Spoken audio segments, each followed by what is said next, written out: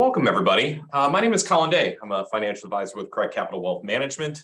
Many of you might know me from your 401k plans or are a client of ours, or maybe you're just an interested party looking to find some more information about financial planning, or in this case, about risk tolerance and you. So we have a few dozen people that have registered for the event. So I'm going to let some folks cycle through as I see them. So if you see me looking off screen, it's just to make sure that I'm not leaving the waiting room people waiting too long. This is a small group. If you do have questions, feel free to put them in the chat. You can unmute yourself if you would like to, if there's something pertinent you want to ask on a particular screen. We'll of course have time at the end for these questions. If you haven't attended one of these quarterly webinars, they are a helpful way to communicate with all of our participants and interested parties over the course of our an investing year, or really whenever there are concerns or things that we're hearing about that we think is important to communicate in broad strokes. So today we're going to talk about risk tolerance, and you could probably guess why we're talking about risk tolerance, because unless you've had your head in the sand for the past, let's say 11 or so months, things have been a little bit rough in the marketplace. And right now is as good of a time as any to evaluate your risk tolerance and making sure that you understand how much risk you're willing to accept as an individual, but then also just making sure that you understand, the purpose of risk and how it works and how it might be different in different kinds of investing accounts. So that's what we're going to go over with today. This is being recorded. So if anybody does need to drop off, I will be sharing the link, not only to your HR payroll representatives, who should forward it on to you, or it will be on YouTube later. So for today's conversation, we're going to talk about risk tolerance, what it is, why it's important, and how do we apply it to our investments. We're going to be talking through a couple case studies. I personally, like when I am in the market for a new tech gadget or something like that, I always like to lean on reviews. And so I like to live these types of experiences, specifically to risk tolerance, through a couple different case studies, people at different parts of their lives, and how their risk changes over time. We'll go over some last thoughts of some things that you can do to understand your risk tolerance. I have a really great resource at the end. And then again, we'll have time for questions if there are any. So risk tolerance, or as I like to put it, what should we expect from our investments? So when it comes to risk tolerance, let's just give the the Webster's dictionary definition. I'm going to call it actually our resilience to market volatility. So simply put, it's how much risk am I willing to tolerate when it comes to my various resources available to me? So you might have a high risk tolerance if you can handle large amounts of volatility. So volatility is just some kind of rotation against the mean. So we're thinking the highest highs and the lowest lows and what's in between there. So for those of you that have a high risk tolerance, you're okay handling the large amounts of volatility. And if you have a low amount of risk tolerance, well, it's just the opposite. You want that mean to be here and you just want to cycle very close to it, right? And it's not to say that one version is correct and one version is wrong. I'll talk to people in their 20s, their 60s, their 80s, and they'll have wildly different risk volatilities amongst their peer groups. And so it's not to say that there's, again, one that's right and one that's wrong. Some of you may prefer to take the high risk roller coaster-esque type of volatility on, while some of you might be more familiar with the rides outside the supermarket where you shove a quarter in and let that thing just kind of ride up and down. That might be more of your variety of risk that you're willing to accept. And that's okay. It just kind of depends on where you're at. So when it comes to risk tolerance, your ability to handle the risk directly influences your investment strategy. It also is going to influence a strategy for your contributions into the account.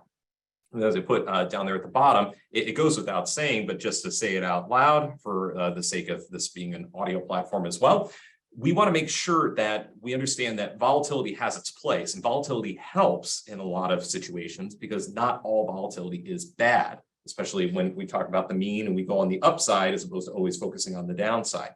But when we think about how much money we put aside, we might need to put a little more away into things like a 401k plan if we're taking very, very low risk.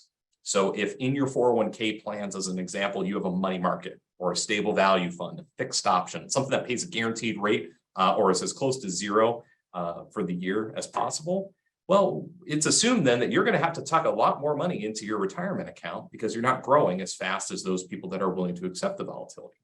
So for certain individuals, risk tolerance, again, does have that direct influence then on success in your retirement plans, because even in retirement, we're still going to promote some level of risk for you. And over on the right side, you'll see we threw out a survey to all of our participants in our 401k plan. Some of you may have responded to that survey, and if you did, thank you very much. Our 401k participants' number one obstacle to invest for retirement, they said, was market volatility. Now, this particular survey went out in July, I believe. And if we look at the charts in regards to how the stock market has performed over the course of the year, pretty much June 30th was the worst part. So many people that filled out this survey may have just gotten their recent quarterly statement and saw, ooh, my account's taking quite a bit of a hit this year. And that might be why so many people are focusing on market volatility as the obstacle for retirement. But again, the reality is that any time is a good time to review investment risk and thus how we invest for our futures. And we see this play out time and time again. From an investor's standpoint, we tend to focus on the negatives more than the positives. And when things are going well, things go well and nothing will ever change and everything is going to be hunky-dory. But we do see the other side of the nastier side of the market occasionally. So just like this is showing us, we have time periods where we're feeling good and we're unstoppable and everything is just going to keep going up. When things go down, no, that's just a blip, Colin. I understand the market's going to come right back. It's going to be fine. But then when it gets a little bit longer than maybe that quarterly statement period where you see a time period where we have a negative number as opposed to a positive one in terms of performance, when that lasts a little bit longer than 3 months, we start to feel a little bit uneasy. The waves get a little bit more choppy. Things start to go south and all of a sudden we're looking to bail. And as investors, again, we want to what? We want to buy low, sell high.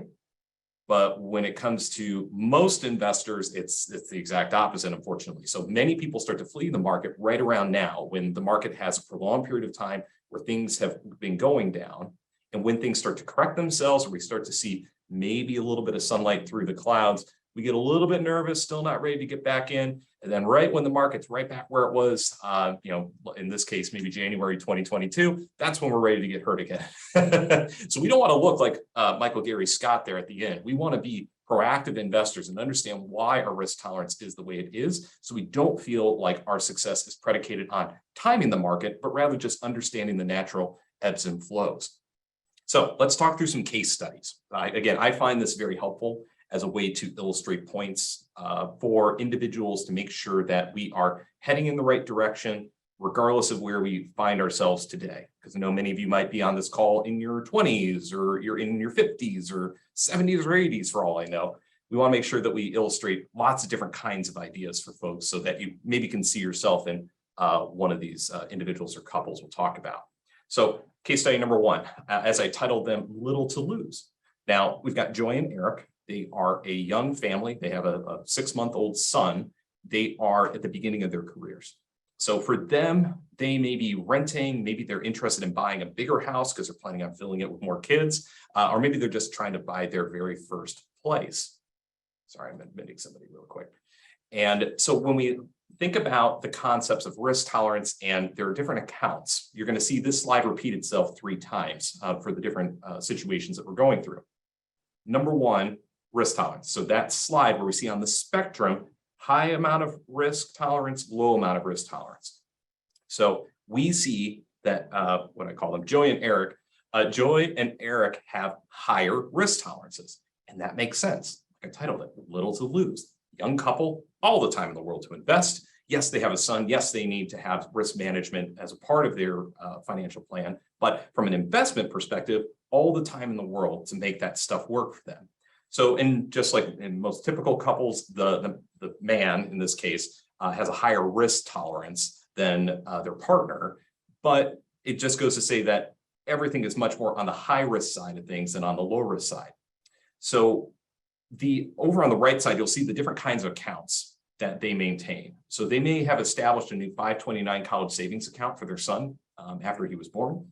They have 401k plans. Maybe they have a taxable investment account, which is just a fancy term for a brokerage account. Maybe they opened it up on Fidelity.com or TD Ameritrade or Schwab or Robinhood or whatever it is. They have a taxable investment account, slightly different from their retirement plans. And then, of course, they have an emergency fund as well.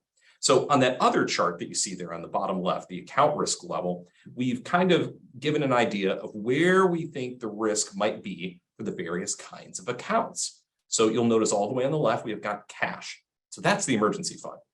Normally speaking, we're not putting our cash to work in anything other than some kind of cash related instrument.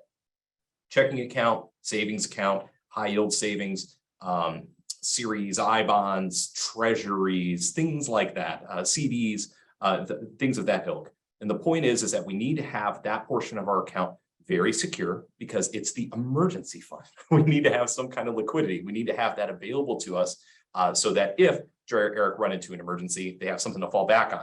We don't want to put this money at risk because if the market was down 20% on their emergency fund, well, that might limit their ability to get out of the emergency. As we start to move up risk, we start to see their taxable account, an account that maybe they're trying to save for that house with. This is an account where they pay gains. They'll pay gains taxes, so capital gains or capital losses. So in this kind of account, we're maybe not taking as much risk as we'll see with the 529 and the 401k, because this is money we might need in the next couple of, say, years. So we don't want to take as much risk there because, again, we don't want to pull out at the wrong time.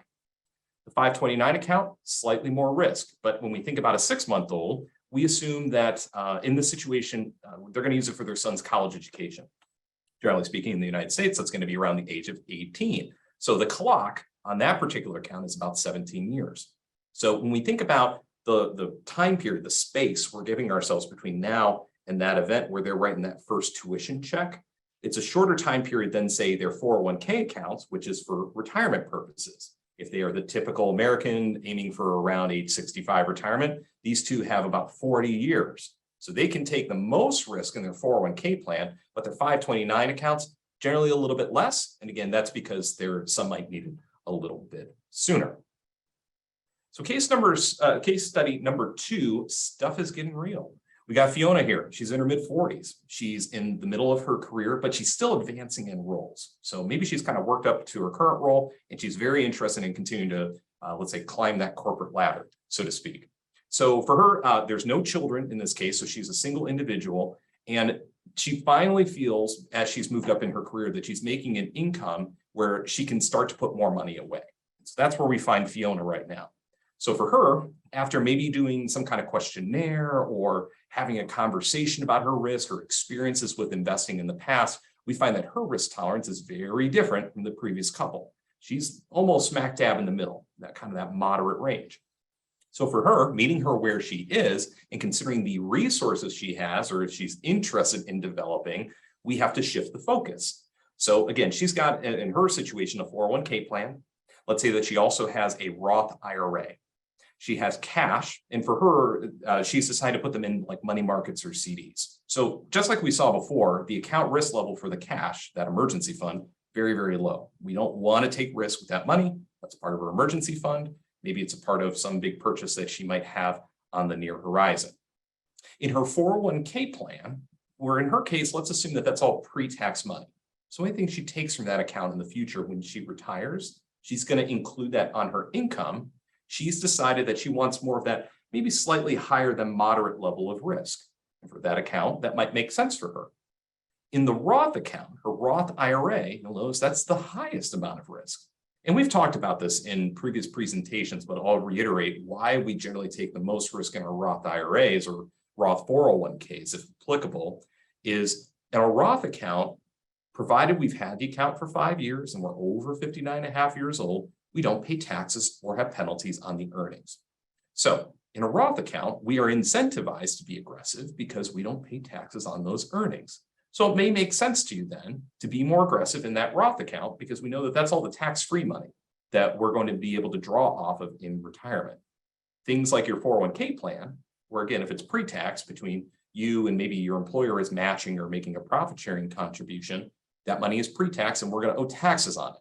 So I'd rather the account where we don't owe taxes to be the most aggressive as opposed to the one where I know that I'm going to owe taxes. I don't want that one maybe to grow quite as fast. So in the equilibrium of how we're positioning the funds, that's how we came to this particular solution for somebody like Fiona. So let's move on to the last one. So number 3, everything on the line. So, and why is everything on the line? Well, we're being introduced to a couple that's already in retirement. So we got Louis and Rebecca, they're in their early 70s. So let's assume maybe they retired 5-10 years ago. And their most important thing that they're working through right now is just maintaining their standard of living, especially with rising costs right now. With inflation, what it is, Social Security can increase your check by so much, but it can't compete all the time with gas prices, utilities, rents if applicable, property taxes, as we've experienced over the past couple of years. Now, the other thing that's on their mind, maybe it's ancillary, it's not their full focus, but something that they would like to do is making sure that they can gift to their kids, maybe not every year, but when able, and then also making annual donations to their charitable organizations. So for them, risk tolerance, much lower. It makes sense because they're in retirement. They've got everything on the line, like we said. Now, in this case, we actually noticed that Rebecca has a higher risk tolerance than Louis. And so from a balancing perspective, because they're a couple, they're both working together to meet their retirement expenses. We can see their account risk levels are still on that end of the spectrum, but they're all within different places. So we've got a traditional and a Roth IRA to consider, got a taxable account, and then we've got savings. So for their savings account, again, that's the cash, low risk. I sound like a broken record, but the whole point of the cash is to make sure that you have your emergencies taken care of and that you feel comfortable and confident knowing that if an expense comes, we have money set aside for that. We don't have to worry about selling out of the market at the wrong time. Just above that in level of risk is the traditional IRA, like we just talked about, pre-tax account. Anything we take, we're going to owe taxes on. I don't want to take a higher level of risk than needed because I know whatever I earn on there and whatever I draw off, I have to include in my income. The taxable account and your Roth account then are the higher levels of risk. So we talked about the Roth account and why we're a little bit more aggressive against our traditional or pre-tax accounts. But the taxable account, the other role that this plays here is that we're paying capital gains on this type of account. For retirees, especially those that are on a fixed income, the capital gains brackets are either 0, 15, or 20%. If you make under a certain amount, you might not owe anything on your earnings. So if that's the case, why wouldn't we want that particular money that's kind of perhaps a tax-free bucket available to us, similar to the Roth IRA? Why wouldn't we want that to be a little bit more aggressive? So there's rules that apply with all this. There's much more nuance than I can get into on this basic slide here, but this is the reason why the taxable account might be a higher level of risk than the traditional IRA. So for them, everything's on the line. We have to meet them where they are within their risk tolerance perspective. So we try to balance the idea of risk between both Louis and Rebecca's accounts. So how do I know what my risk tolerance is? Where do I move forward from here? What are my action items? Well, this is as good of a time as any to understand your risk tolerance, because just as that gentleman in the picture is showing you, he probably looked at his 401k balance and is crying to the sky as to why he's in the situation that he's in. But this is a good time to reevaluate. As many investors have enjoyed over the past decade, pretty consistent growth, it's been tough to curb people's expectations so that when the other shoe drops, we're prepared. We're not taking too much risk. We're still leaving some in the market. We're prepared for the inevitability of the market decline. So when it comes to like illustrating on a chart, I really like this. And I apologize if you're looking at this on the phone. If you need this in a separate slide, let me know. I'll be happy to share it with you. This is done by First Trust. This is just a slide depicting intra-year declines and end-of-year growth of the S&P 500 index. If you don't know what the S&P 500 is, you may have heard of it. Just tracks the 500 largest publicly traded companies in the US. So it's going back 40 years, all the way back to 1980 in this case, and it's going all the way to September of this year. The blue or the darker color on top is the percentage performance end of year. So thinking about that calendar year. The orange yellowish color on the bottom is the intra-year decline. So if we go back to like 2008, I'll use that as the example there. You'll see that the bottom number is 49%. So in the year 2008, the worst of it was the market declined 50% almost. By the end of the year, the decline was 38. So they had recuperated about 11% of that return. The next year in 2009, the worst part of it was down 28%. By the end of the year, it was up 23. Next year, down 16 at some point during the year, and then up 13. So you'll see over the past decade, there have been intra-year declines of the S&P 500, but for the most part, over that past decade, we've been doing pretty well. So again, when I say hitting the reset button is important, now we're getting to see, what is my real risk tolerance? What am I actually comfortable with? Understanding that not every year is going to be rosy. So I came across this resource and I think it's great. It's actually from the University of Missouri, and it's from their personal financial planning group. And if you are to search on Google, just University of Missouri risk tolerance, or if you want to take a quick picture of the screen for that QR code, it will bring you to the University of Missouri risk tolerance survey. There's quite a lot of questions on there. It'll take you about 10 minutes, but I think it does an excellent job of being very thorough to discover what your risk tolerance is. If you provide me or your personal financial advisor with this kind of information, they can help construct a portfolio that makes the most sense over the long term. So we're not so concentrated on the ebbs and flows in the market, needing to move out or needing to move back in when things look good or things look bad to you. This is a really good survey done by professionals, those that research things like risk tolerance, from a really reputable source from the University of Missouri. So I do encourage you to take a look there. This is the last thing I'm going to mention. This is a new tool that our organization is offering, not only to all of our 401k participants, but anybody interested directly on our website. So Craig Capital, our organization, has partnered with a group called Saveology to provide an investment, and in this case, a financial planning resource, in addition to the experiences that people mostly get with us or through your record keeper in your 401k plan. So scanning that QR code will lead you to Saveology and a financial planning module. This one will take probably less than 10 minutes. But the whole point here is to figure out not only how things are set up within your investments, but in this case, more specifically, how are we financially planning for our eventual retirement while meeting the expectations of where I should be against my peer groups today.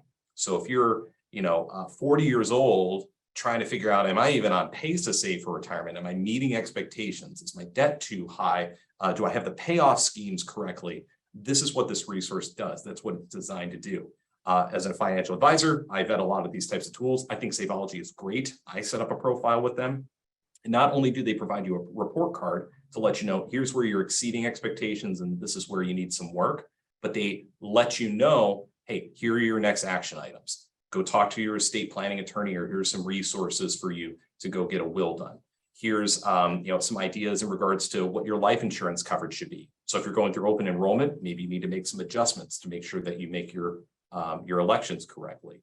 It could be as simple as saying, hey, maybe your debt is a little bit too high, and maybe that's something that you work on. So any additional dollars you might receive from a cost of living adjustment, let's make sure that we get those debts paid down maybe a little bit more quickly. So it gives you a lot of ideas, and they will hound you with those action items to make sure that you move forward. So if you feel like this is just I'll fill out this report and we'll see if it does anything kind of deal and then forget about it, they don't let you do that. They really want you to focus on it and get work done. So if you are an individual that is looking to know where you're at right now, I strongly recommend that you go to this resource. It is on our website at correctcap.com. It's right at the top.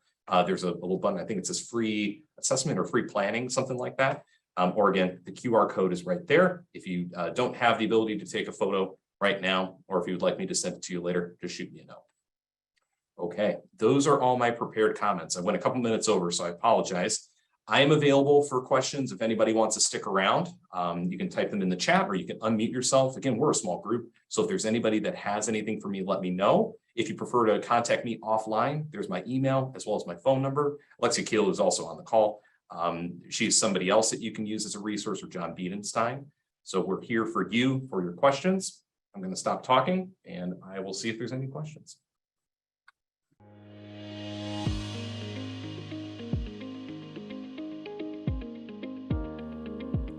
The opinions expressed in this program are for general informational purposes only and are not intended to provide specific advice or recommendations for any individual or on any specific security.